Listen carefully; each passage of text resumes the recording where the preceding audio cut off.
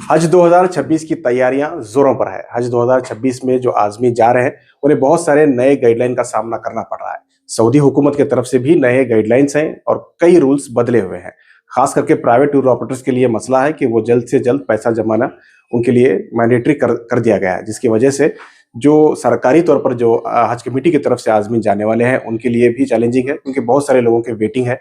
उन्हें उम्मीद है कि वेटिंग उनका क्लियर हो जाएगा, क्योंकि पिछला रिकॉर्ड देखेंगे तो जितने भी अप्लाई किए हैं तमाम लोग यहाँ से कर्नाटक हज कमेटी की तरफ से जो अप्लाई किए थे, जिसके जरिए तमाम लोगों को जाने का मौका मिला है। तो इस ताल्लुक से बात करते हैं, क्या अपडेट है, क्या नई गाइडलाइन है, क्या नए रूल्स हैं। इस ताल्लुक से बात करने के लिए इस वक्त हमारे साथ मौजूद हैं कर्नाटक स्टेट हज कमेटी के चेयरमैन जुल्फकार टीपू, जो कि काफी मुतहरिक चेयरमैन माने जाते हैं और पूरे कर्नाटक में किस तरह से तैयारियां हैं और पूरे हज कमेटी के क्या नई गाइडलाइंस है जानने की कोशिश करेंगे। हज 2026 की तैयारियां कहां तक हुई हैं? अब तक हज कमेटी की तरफ से क्या क्या अपडेट्स हैं और क्या गाइडलाइंस हैं? औज़ुबिल्लाहि मिनश्शैतानिर्रजीम, बिस्मिल्लाहिर्रहमानिर्रहीम।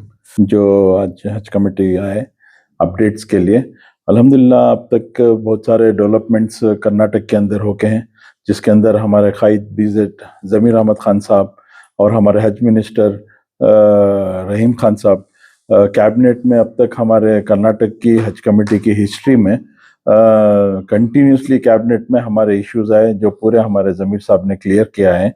जिसके अंदर पहली चीज़ हमारे मंगलूर हज कमेटी अल्हम्दुलिल्लाह जो जगह थी उसका कैबिनेट में अप्रूवल दिलाए और उसका टेंडर भी हो गया, टेंडर भी अलॉट हो गया। अब सिर्फ इनाग्रेशन का डेट फिक्स करना है और इंशाल्लाह वो काम बहुत ज़ोरों से, ग्रांट भी हम ऑलरेडी 10 करोड़ रुपए KHB को ऑलरेडी अलॉट कर दे चुके हैं। तो इंशाल्लाह वो काम इनाग्रेशन होते मन इंशाल्लाह मंगलूर हज कमेटी का काम शुरू होगा। दूसरी चीज़ है एनेक्स बिल्डिंग, जो हमारे चीफ मिनिस्टर साहब जब फंक्शंस में हमारे जो पिछले हज फंक्शन पे आए थे तो अनाउंस किए थे 10 करोड़ रुपए, अल्हम्दुलिल्लाह उसका काम भी हो गया। उसका भी सुवर्णा सौदा में जो बेलगाम में परसों असेंबली चली वो टाइप पे हमारे ज़मीर साहब और रहीम साहब कैबिनेट में वो भी अप्रूवल करा चुके हैं। तो इंशाल्लाह वो भी अभी टेंडर पे जाके हैं। तीसरी चीज़ गुलबर्गा के हज हाउस के ताल्लुक से भी कोशिशें ऑलरेडी जारी हैं, जिसके अंदर फंड उसको अलॉटमेंट कम होने की वजह से हम लोग KKRD जो गुलबर्गा तरफ के ये हैं, वहाँ से KKRD से हम फंड्स को पूछ के हैं, जिसके अंदर हमारे गुलबर्गा के कनीस फातिमा साहिबा और उनके फर्जंद फराज कोशिश करके अजय सिंह साहब से फंड लेने की कोशिश कर रहे हैं और ज़मीर साहब भी इसके लिए अलग 5 करोड़ रुपए देते करके ज़मीर साहब बोल के हैं उनके फंड से। और तीसरी हुबली हज का फिल वक्त क्या भी नहीं जी। तीसरा अब चूँकि इस साल पूरा हर चीज़ बहुत सारे नए चीज़ें सेंट्रल हज कमेटी ने इम्प्लीमेंट किया, जिसे आप तमाम जानते हैं कि 1 साल पहले ही खुर्रा हो गया और खुर्रे के अंदर हमारे कर्नाटक के अंदर से टोटली इस बार 17,000 लोग अप्लाई किए थे, जिसके अंदर अब तक almost waiting list third waiting list तक आ चुकी है, जिसके अंदर 5,548 क्लियर हो चुके हैं अभी और आज और कल और एक फोर्थ लिस्ट रिलीज होने वाली है, जिसके अंदर और मजीद 200 लोगों का अप्रूवल मिल रहा है हमको। तो हम कोशिश यही कर रहे हैं कि जितने भी वेट लिस्ट है पूरे इंशाल्लाह पूरे क्लियर हो जावे, क्योंकि हमारा इस बार हमारी फ्लाइट डायरेक्टली जिद्दा जा रही है और हमारा सेकेंड फेज में हमारा जो होने की वजह से जितने भी इंडिया में कैंसिलेशंस होते हैं वो कैंसिलेशंस का वो कोटा इंशाल्लाह कर्नाटक को मिलेगा करके उम्मीद रख रहे हैं।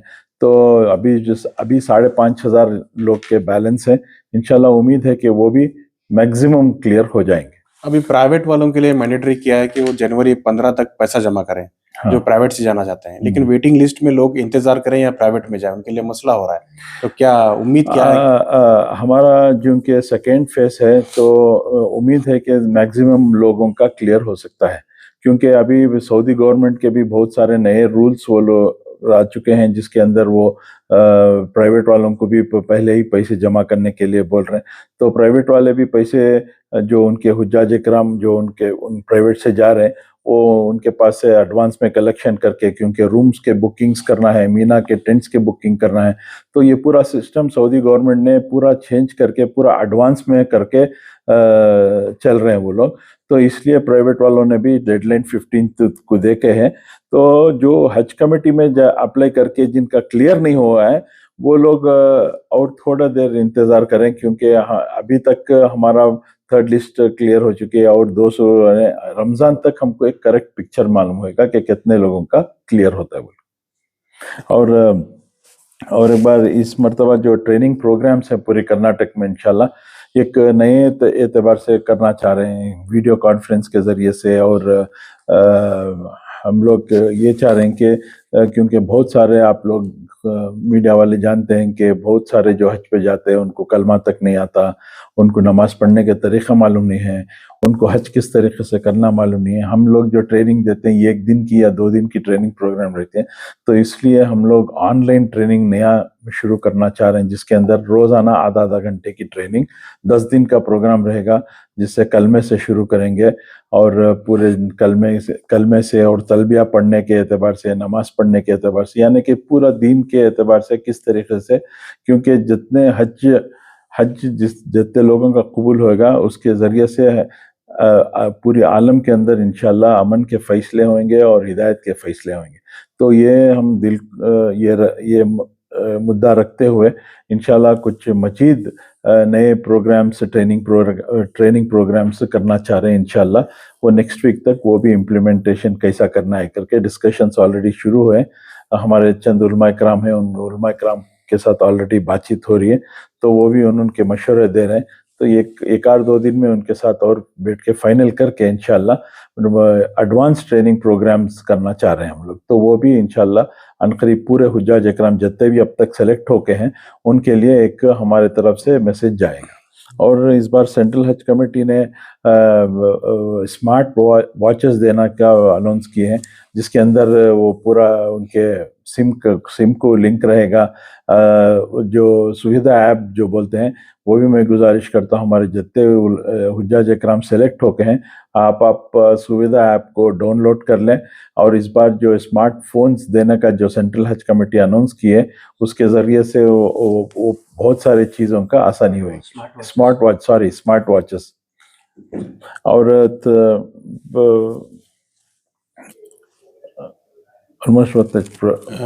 फीस जो अमाउंट भरना है अब तक कितने भरे, इंस्टॉलमेंट कितने हैं, टोटल अमाउंट कितना है इस बार? टोटल अमाउंट पिछले मरतबा 3,30,000 था। अभी मजीद बढ़ाने का कुछ नहीं अनाउंस करके हैं। अब तक हम लोग 2,70,000 2,77,300 रुपीज हुज्जाज इकराम से लेके सेंट्रल हज कमेटी को बनाए हैं। तो अभी बैलेंस का और फिक्स नहीं किया, क्योंकि इस बार नया प्रोग्राम्स जैसे खाने का शुरू करना चाह रहे हैं, तो वो एतबार से वो अभी तक डेफिनेट पक्का फिक्स नहीं हुआ है। इंशाल्लाह वेरी शॉर्टली वो भी फिक्स हो जाए। नई गाइडलाइंस और रिस्ट्रिक्शंस क्या हैं? गाइडलाइंस तो पुराने ही वैसे ही हैं। इस बार ये हो रहा है कि जहाँ अजीजिया में अकोमोडेशंस रहते हैं उसमें लेडीज को अलग, जेंट्स को अलग, वो एक प्रोग्राम बोल के हैं वो इस बार एक नया, क्योंकि बहुत सारे लेडीज आको एयरपोर्ट में हमको कंप्लेंट करते थे कि हमको प्राइवेसी नहीं रहती, दूसरे फैमिलीज के साथ डाल देते हैं। तो हम वो लेटर भी लिखे थे सेंट्रल गवर्नमेंट को कि बहुत सारे लेडीज का ये कंप्लेंट आए हैं। तो वो बेसिस पे इस बार लेडीज को अलग, जेंट्स को अलग करने का वो भी प्लान करके हैं। अच्छा सर, ये खाने का होगा तो इसके यही पैसे में रहेंगे या उसके अलग से एक्स्ट्रा? नहीं, खाने के एक्स्ट्रा पैसे लेंगे, खाने के एक्स्ट्रा चार्जेस रहेगा। इस बार टेंडर में कर्नाटक को नास एयरलाइन जो सऊदी एयरलाइंस की लो बजट एयरलाइन है उनको हमारा टेंडर मिला है इस बार।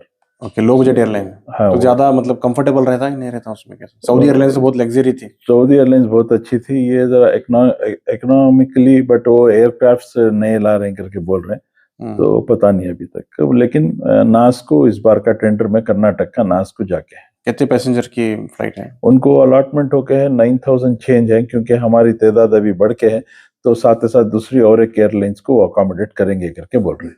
एक फ्लाइट में कितने लोग जा सकते हैं? एक फ्लाइट में 240 शायद उनका। 240 की। अच्छा, और कब से फ्लाइट्स का ये 5 मई से टेंटेटिवली 5 मई से पहली फ्लाइट पहली फ्लाइट ओके, ट्रेनिंग कब स्टार्ट होने वाले? ट्रेनिंग अब इंशाल्लाह हम वो मशवरा चल रहे हैं ऑलरेडी हमारे एजाज साहब की टीम से और हमारे उलमा इकराम से, तो इंशाल्लाह वेरी शॉर्टली ट्रेनिंग भी शुरू कर देंगे। रमजान से पहले ही ट्रेनिंग होगी?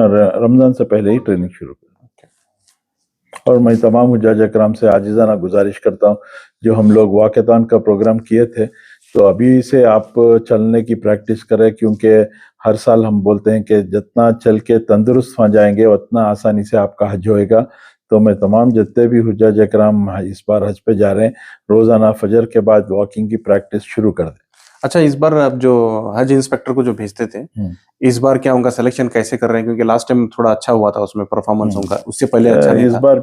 इस बार भी हम लोग सेंट्रल हज कमेटी ने टोटल 200 मार्क्स देखे हैं, जिसके अंदर 150 मार्क्स सेंट्रल हज कमेटी CBT टेस्ट लेके है, उनके इंटरव्यूज लेके हैं, और हमारी हज कमेटी में भी इंटरव्यू लेके हम 50 मार्क्स हमने भी दिए थे कि हम उनको अलॉट करें उनकी कैपेसिटी के ऊपर। तो वो ऑलरेडी वो प्रोसेस हो चुका है। वेरी शॉर्टली जी इंशाल्लाह हम लोग डिसाइड करेंगे कि कितने हज इंस्पेक्टर्स कर्नाटक से जाएंगे। इस बार उसमें कुछ चेंजेस आएंगे जी। और एक हमारे हज कमेटी स्टाफ के लिए एक बहुत बड़ी खुशखबरी है, जो 16 साल से अल्हम्दुलिल्लाह हमारी फाइल पेंडिंग थी, क्योंकि हज रूल्स बनाने के बावजूद भी, सेंट्रल गवर्नमेंट से अप्रूवल लेने के बावजूद भी हमारे स्टाफ को जो दूसरे गवर्नमेंट जो इदारे हैं उसके पार में नहीं थी। तो इस मर्तबा वो फाइल भी अल्हम्दुलिल्लाह कैबिनेट में पास करा चुके हैं हमारे ज़मीर साहब और हमारे रहीम खान साहब। तो इस बार जितने भी पेंशन के जो हमारे लोग रिटायर्ड हुए हज कमेटी से, उनको पूरी इस बार से इस महीने से पेंशन मिलेगी। एक 16 साल से ये काम पेंडिंग था। अल्हम्दुलिल्लाह इस बार मैं, हमारे सिद्दीक साहब, हमारे सरफराज साहब पूरे कोशिश करके मेहनत पढ़ के फाइल टू फाइल FD में और पूरी गवर्नमेंट में दौड़ भाग करके वो फाइल भी क्लियर हो चुके हैं। इस महीने से हमारे जितने भी रिटायर्ड हो गए हैं हज कमेटी के, उनको पेंशन भी मिलेगी, और हमारे जो प्रेजेंट स्टाफ है उनका इंक्रीमेंट भी होएगा, उनकी पोस्टिंग्स भी प्रमोशन होएगा।